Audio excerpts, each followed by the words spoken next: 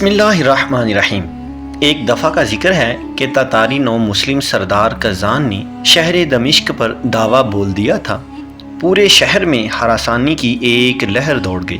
حاکم شہر ملک ناصر نے راہ فرار اختیار کی اور اس کے پیچھے علماء، فقہاء اور تجار وغیرہ سب کے سب دمشق چھوڑ کر مصر کی طرف بھاگنے لگے۔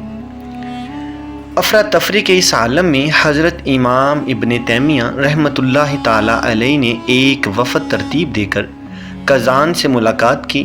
اللہ کے اس شیر نے بڑی بے باکی کے ساتھ کہا، کزان تم مسلمان ہو کر ہمارے ساتھ ایسا نازیبا سلوک کر رہے ہو، حالانکہ تمہارے کافر باپ دادا نے کبھی ایسا ناروا برتاؤ ہم سے نہیں کیا۔ انہوں نے وعدہ کیا اور اس کو نبھایا، تم نے وعدہ کر کے توڑ دیا۔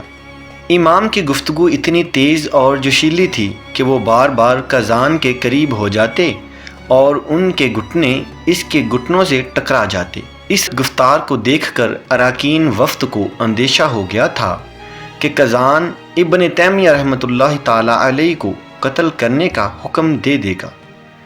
پھر کچھ دیر کے بعد کزان کے حکم سے دسترخوان چن دیا گیا۔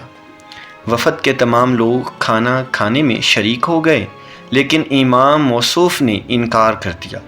کزان نے وجہ دریافت کی تو آپ نے صاف صاف کہہ دیا، دسترخوان کی تمام چیزیں لوٹ مار اور غارت گیری کے مال سے بنی ہیں، میں یہ حرام کھانا نہیں کھا سکتا۔ یہ تھی ایک اللہ تعالیٰ کے ولی کی غیرت، جو غیرت کے نام پر اپنی جان قربان کر دیا کرتے تھے اور حرام کا کھانا نہیں کھایا کرتے تھے۔